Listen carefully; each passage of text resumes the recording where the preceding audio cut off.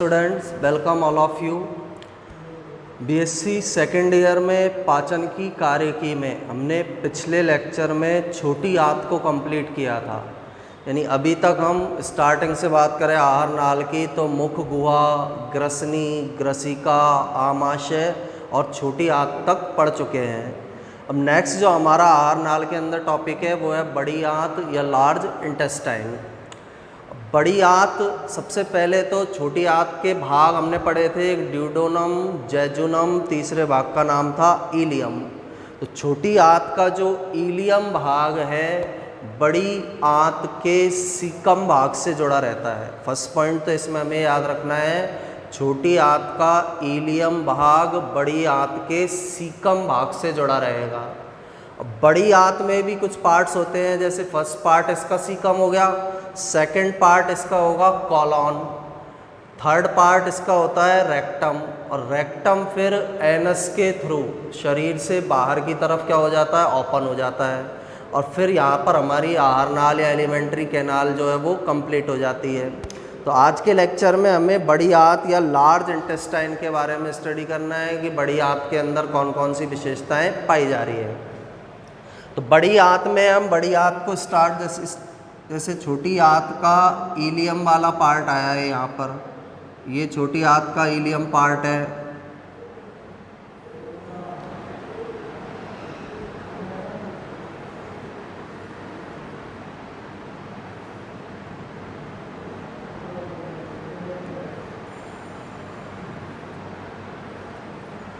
ये ilium part, ये part कौन सा है, छोटी आंत का इलियम भाग है। ये इलियम जहाँ बड़ी आंत का सीकम और कॉलॉन, यानी जहाँ पर सीकम खत्म होगा कॉलॉन पार्ट स्टार्ट होगा, वहाँ पर आकर जुड़ता है। इस पूरी कंप्लीट स्ट्रक्चर को जब हम बनाएंगे, ये सीकम पार्ट हो गया, ये कॉलॉन पार्ट आगे स्टार्ट हो जाएगा।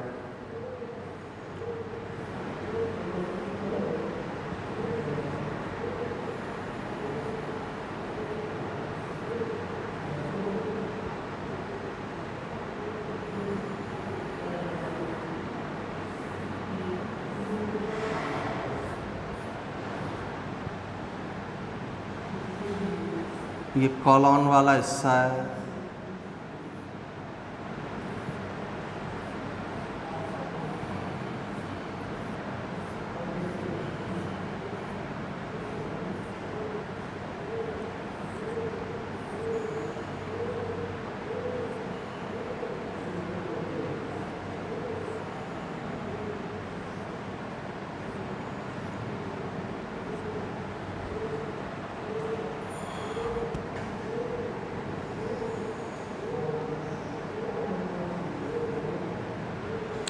ये हमारी लार्ज इंटेस्टाइन का डायग्राम है। जो लार्ज इंटेस्टाइन या बड़ी आंत इस प्रकार की पाई जाती है।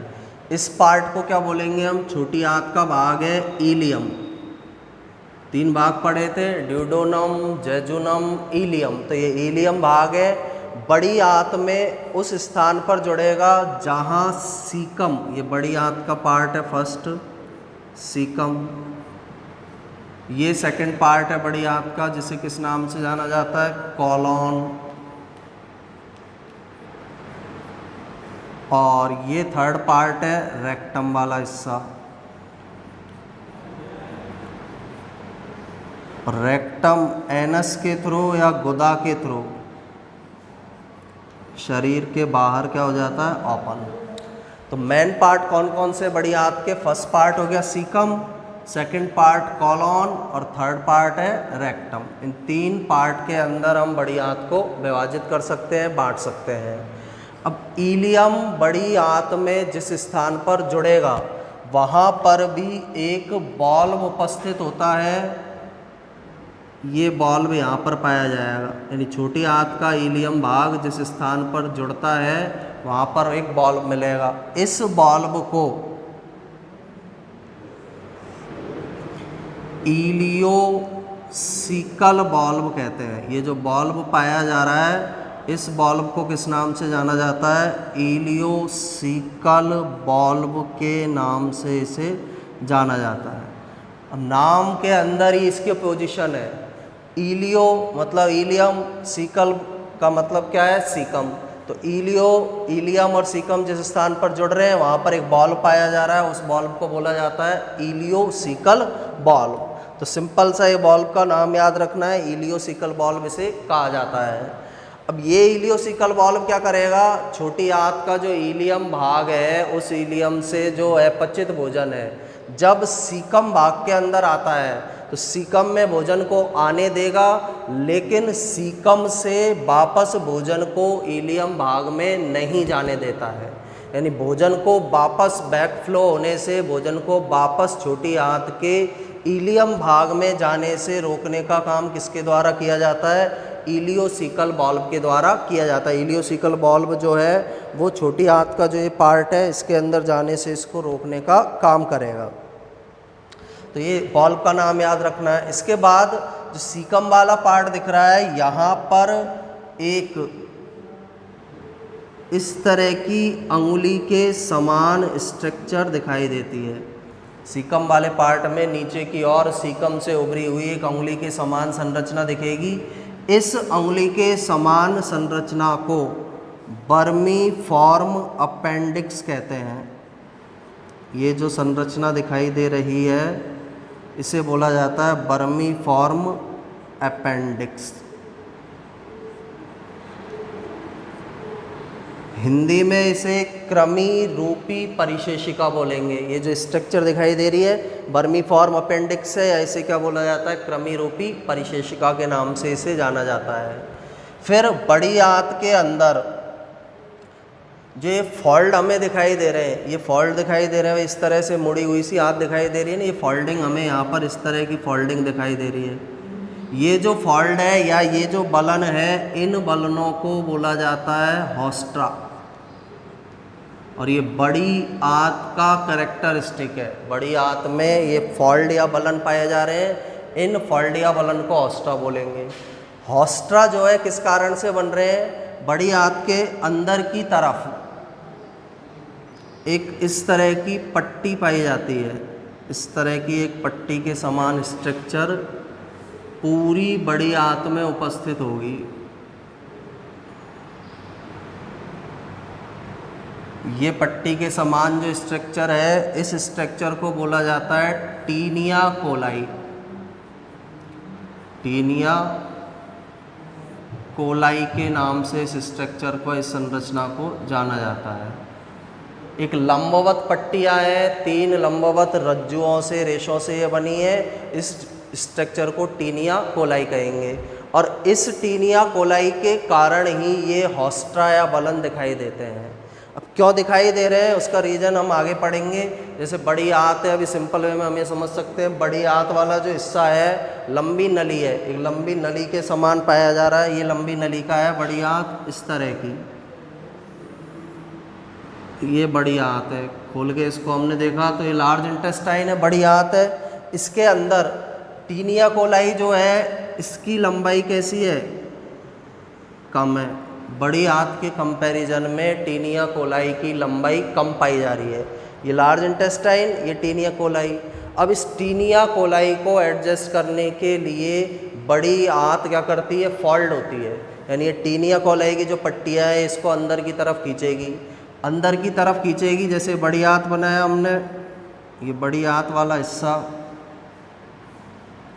तो इसको क्या करना है, टीनिया कोलाई जो है ना, इसके बराबर अपने आप को एडजस्ट करना है। तो अपने आप को इसके बराबर एडजस्ट करने के लिए ये क्या करते हैं, बने हुए दिखाई देते हैं। ये फोल्ड बन जाएंगे।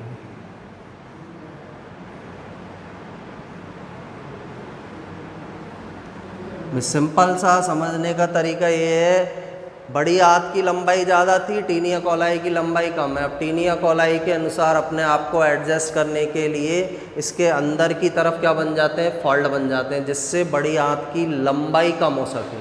बड़ी आंत की लंबाई को कम करने के लिए ये कैरेक्टरिस्टिक इसके अंदर पाए जा रहे हैं।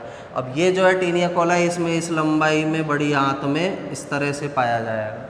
तो टीनिया कोलाई के द्वारा बड़ी आंत में जो चैम्बर टाइप स्ट्रक्चर बनाई जा रही है उन्हें हॉस्ट्रा कहेंगे, और किनके द्वारा बनाई जा रही है, किस संरचना के द्वारा इसको बनाया जा रहा है, टीनिया कोलाई स्ट्रक्चर के द्वारा इसको बनाया जा रहा है।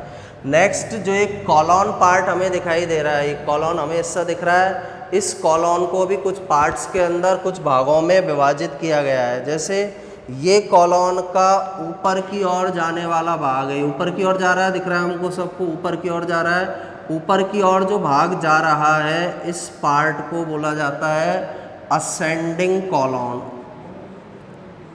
Ascending colon. ऊपर की ओर जो पार्ट जा रहा है उसे किस नाम से जाना जाता है, असेंडिंग। असेंडिंग का मतलब होता है ऊपर की ओर जाने वाला, अवरोही, अवरोही भाग भी इसको बोल सकते हैं, अवरोही कॉलॉन ये है। ये जो दिखाई दे रहा है इस तरह के प्लेन में जो इसका भाग पाया जा रहा है कॉलॉन का, इसे बोला जाता है ट्रांसवर्स कॉलॉन, अनुप्रस्थ कॉलॉन भी बोल सकते हैं, ट्रांसवर्स कॉलॉन। ये पार्ट क्या कहलाएगा, ट्रांसवर्स कॉलॉन। सेकंड पार्ट हो गया जो कॉलॉन है उसका, ये सेकंड पार्ट। तीसरा भाग, ये कॉलॉन का नीचे की ओर जाने वाला जो भाग दिखाई दे रहा है इसे बोला जाएगा डिसेंडिंग कॉलॉन, इसे बोला जाता है डिसेंडिंग कॉलॉन। डिसेंडिंग का मतलब होता है अवरोही, नीचे की ओर जा रहा है, इसलिए इसे किस नाम से जाना जाता है, डिसेंडिंग कॉलॉन के नाम से इसे जाना जाता है। इसके बाद ये यहाँ तक आया भाग डिसेंडिंग कॉलॉन।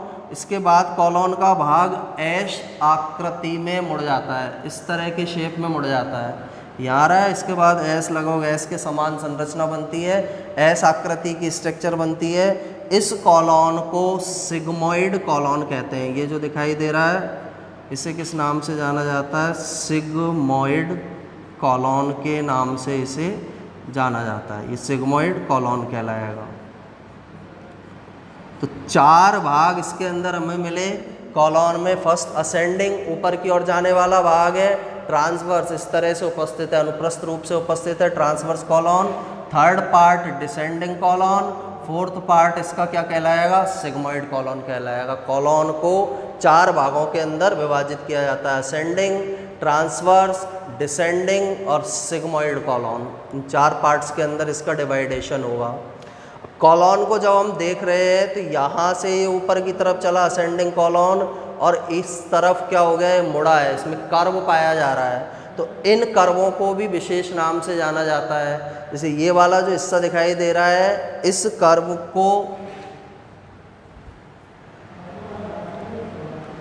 हिपेटिक फ्लेक्सर कहते हैं। ये जो मुड़ाव है, जो भाग मुड़ा है, इससे क्या बोला जाएगा, हिपेटिक फ्लेक्सर।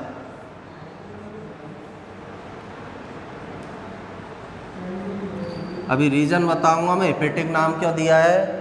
ये वाला जो हिस्सा है मुड़ा हुआ, इसको हिपेटिक फ्लेक्सर कहेंगे, और ये वाला जो हिस्सा मुड़ा हुआ दिखाई दे रहा है, इस मुड़े हुए हिस्से को स्प्लेनिक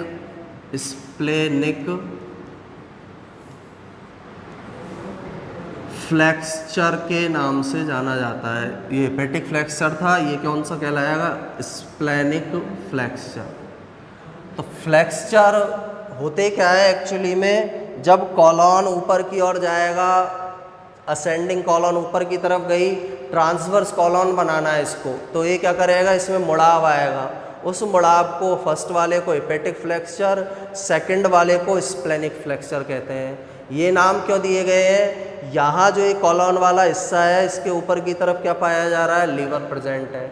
लीवर के लिए वर्ड काम में लेते हैं हम हिपेटिक वर्ड, तो हिपेटिक फ्लेक्सर, लीवर का निचला हिस्सा यहाँ उपस्थित होगा, इसलिए इसे हिपेटिक फ्लेक्सर नाम दिया है। स्प्लेनिक फ्लेक्सर, इस वाले भाग के पास स्प्लिन जो ऑर्गन होता है, प्लिया जो ऑर्गन होता है, वो उपस्थित होता है, इसलिए इसे स्प्लेनिक फ्लेक्सर के नाम से जाना जाता है।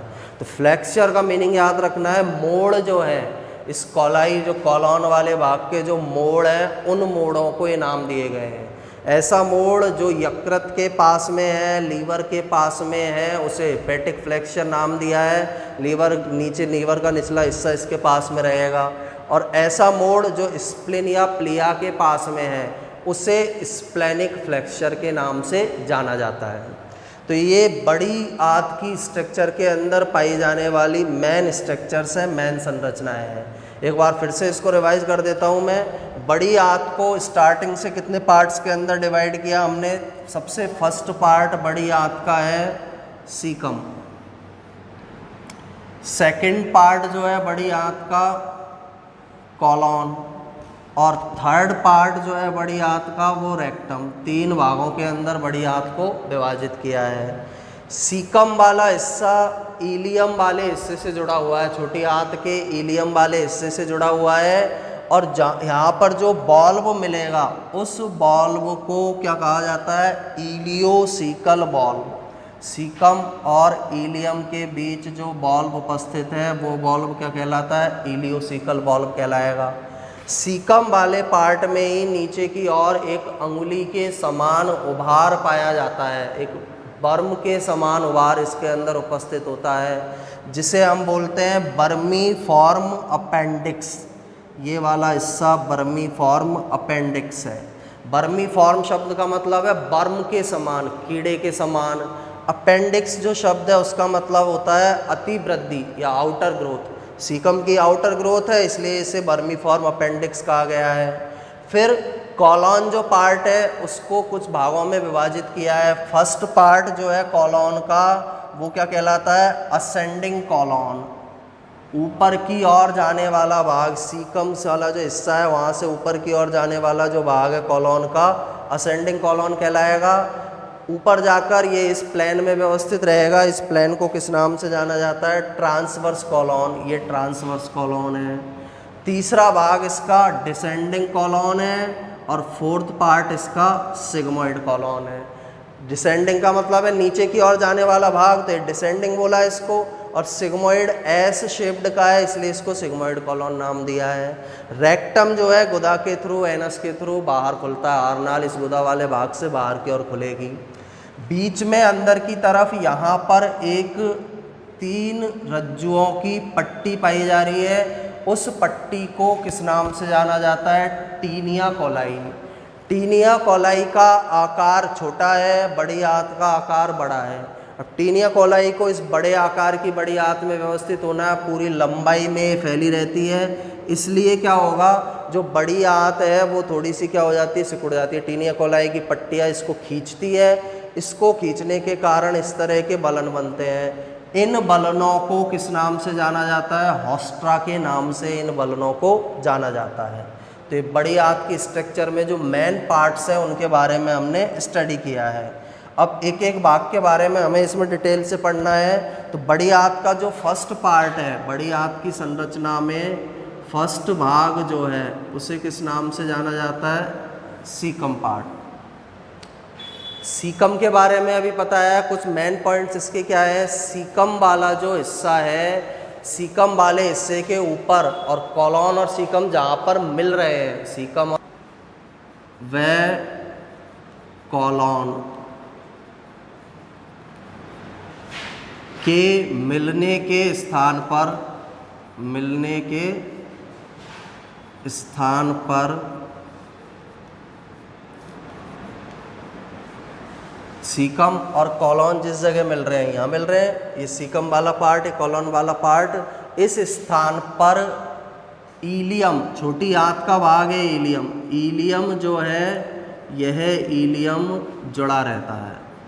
इलियम वाला जो हिस्सा है छोटी आंत का वो जुड़ा हुआ पाया जाएगा।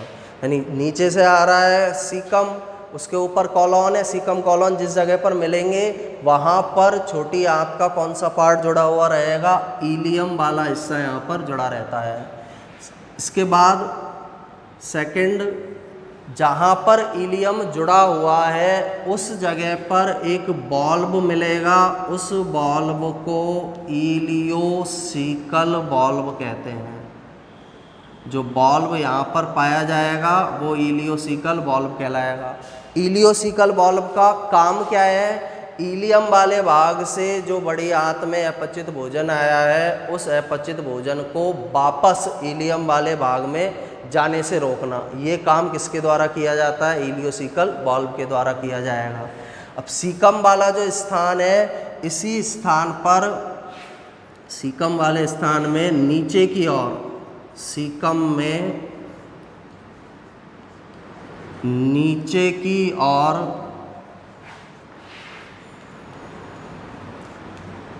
अंगुली या वर्म के समान, वर्म का मतलब होता है कीड़ा, वर्म के समान संरचना पाई जाती है। सीकम में नीचे की ओर अंगुली या वर्म के समान संरचना मिलेगी, उस संरचना को वर्मीफॉर्म अपेंडिक्स कहते हैं। उस स्ट्रक्चर को किस नाम से जाना जाता है? वर्मीफॉर्म अपेंडिक्स के नाम से उसे जाना जाता है। अब इस शब्द का मतलब भी याद रखना है, वर्मीफॉर्म यानी वर्म के समान या कीड़े के समान। अपेंडिक्स शब्द का मतलब होता है आउटर ग्रोथ या अतिवृद्धि से बोला जाता है। सीकम की ये अतिवृद्धि है इसलिए अपेंडिक्स नाम है, अंगुली या वर्म के समान है इसलिए वर्मीफॉर्म अपेंडिक्स बोला है। और वर्मीफॉर्म अपेंडिक्स जो स्ट्रक्चर है उसे हमारे शरीर में कौन सा अंग बोला जाता है? अवशेषी अंग बोला जाता है। वेस्टिजियल ऑर्गन है, अवशेषी अंग है। ऐसा अंग है जो पहले ह्यूमन के अंदर या मनुष्य के अंदर उपयोग में आता था, लेकिन आधुनिक समय में ये अंग उपयोग में नहीं आता है, इसलिए इसे अवशेषी अंग के नाम से जाना जाता है। इसे वर्मीफॉर्म अपेंडिक्स को अवशेषी अंग या वेस्टिजियल ऑर्गन बोला जाता है। अब सीकम और वर्मीफॉर्म अपेंडिक्स में एक्चुअल में होता क्या है? सीकम वाले पार्ट के अंदर कुछ बैक्टीरिया या जीवाणु उपस्थित होते हैं। बैक्टीरिया या जीवाणु पाए जा रहे हैं। इन जीवाणुओं का काम क्या होता है? जनरली ये जो हर्बीवोर्स होते हैं, शाकाहारी जो जीव हैं, उनके अंदर सेलुलोज को पचाने का काम करते हैं। दूसरा जो इसके अंदर है, इन जीवाणुओं के द्वारा विटामिन B12 और विटामिन किसका निर्माण किया जाता है? के का। 2 विटामिन इनके द्वारा बनाए जाते हैं, लेकिन ये दोनों ही विटामिन कैसी मात्रा में बनाए जाते हैं? इनके द्वारा कम मात्रा में बनाए जाते हैं।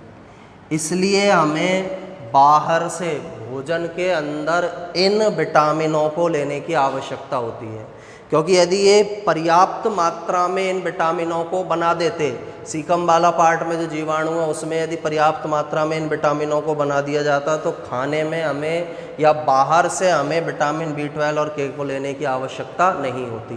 तो कम मात्रा के अंदर इनमें जो जीवाणु है उसके द्वारा इनका फॉर्मेशन या निर्माण किया जाएगा। वर्मीफॉर्म अपेंडिक्स जो है इसके अंदर लिम्फॉइड टिश्यू पाए जाते हैं। लिम्फॉइड टिश्यू या ऊतक पाए जा रहे हैं।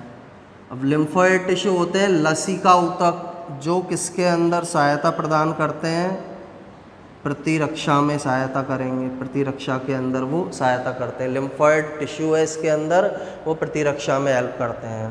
तो स्टार्टिंग में जब ह्यूमन का डेवलपमेंट हुआ है, मानव का जब विकास हुआ है, तो स्टार्टिंग में ह्यूमन था हर्बीवोर या शाकाहारी।